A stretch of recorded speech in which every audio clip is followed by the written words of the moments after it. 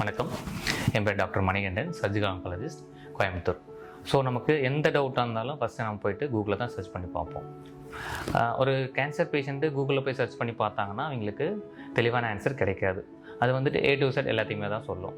So இந்த வீடியோவில் நான் பேஷண்ட்டு கேன்சர் பற்றி கேட்ட அனைத்து சந்தேகங்களுக்கும் நான் as a டாக்டர் ஆன்சர் பண்ண போகிறேன்.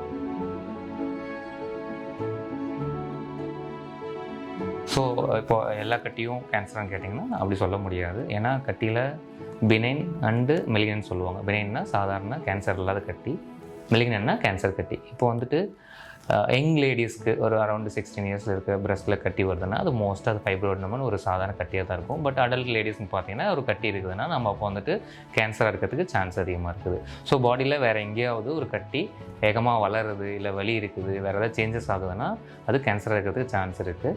பட் கட்டி வச்சு மட்டும் அது கேன்சராக இல்லைன்னு சொல்ல முடியாது. உங்களுக்கு கட்டி இருந்ததுன்னா உடனே போய் டாக்டர் பாருங்கள். அதை எக்ஸாமினேஷன் இல்லை பயாப்சி இல்லை வேறு ஏதாவது ஸ்கேனிங் பண்ணி தான் அது கேன்சராக இல்லையான்னு சொல்ல முடியும்.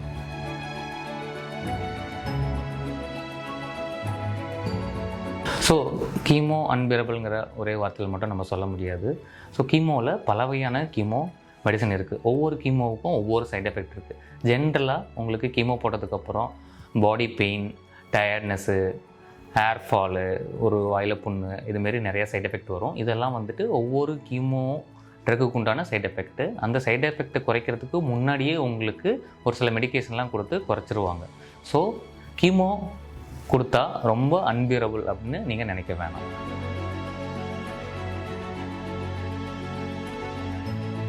கேன்சர் மீன்ஸ் லைஃப் ஓவர் அப்படின்னு ஒரே வாரத்தில் சொல்ல முடியாது. ஸோ கேன்சரை பொறுத்த வரைக்கும் ஸ்டேஜ் 1, 2, 3, 4 அப்படின்னு இருக்குது. So yearly stage like 1 and 2 அப்படின்னு டயக்னோஸ் பண்ணணுமா அவங்களுக்கு த சான்ஸ் ஆஃப் கியூரபிலிட்டிஸ் ரொம்ப ஹை. பட் ஸ்டேஜ் 3 and 4க்கு சான்ஸ் ஆஃப் கியூரபிலிட்டிஸ் லோன் தான் சொல்ல முடியும். இப்போ ஒரு சில கேன்சர் லைக் ஓவரி கேன்சர் ஒரு ப்ராஸ்டேட் கேன்சர் அதெல்லாம் ஸ்டேஜ் 4ல் கூட உங்களுக்கு chance of curabilities high. So இப்போது நிறையா பேஷண்ட்டு இயர்லி ஸ்டேஜில் ட்ரீட் பண்ணி நல்ல நிலைமையில் கேன்சரே இல்லாமல் கேன்சருக்கு எந்த சம்மந்தமும் இல்லாமல் லைஃப்பில் வாழ்கிறீங்க நிறைய பேர் இருக்காங்க.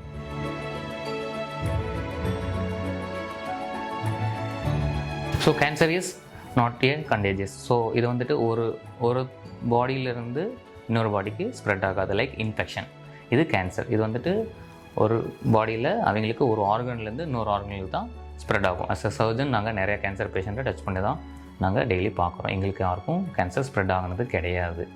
ஸோ நீங்கள் உங்கள் ஃபேமிலியில் யாருக்காவது கேன்சர் இருந்ததுன்னா நீங்கள் அவங்கள அவாய்ட் பண்ணாமல் நீங்கள் டச் பண்ணி நல்லா பேசலாம். உங்களுக்கு ஒரு ஹெடேக் இருக்குதுன்னு சொல்லி கூகுளில் சர்ச் பண்ணி பார்த்தீங்கன்னா அது வந்து தெளிவாக இதுதான் அப்படின்னு சொல்லாது. இது வந்துட்டு சாதாரண ப்ராப்ளமாகவும் இருக்கலாம், இல்லை மிகப்பெரிய கேன்சர் ப்ராப்ளமாக இருக்கலாம் தான் சொல்லும். ஸோ உங்களுக்கு எந்த சந்தேகமாக இருந்தாலும் போய் டாக்டரை பாருங்கள். உங்களோட எல்லா கேள்விக்கும் எங்களுக்கு ஆன்சர் பண்ணுவாங்க. இந்த வீடியோ உங்களுக்கு யூஸ்ஃபுல்லாக இருக்குதுன்னு ஃபீல் பண்ணிங்கன்னா நீங்கள் உங்கள் ஃபேமிலி அண்ட் ஃப்ரெண்ட்ஸுக்கு ஷேர் பண்ணுங்கள் அண்ட் இந்த சேனலை சப்ஸ்கிரைப் பண்ணுங்கள்.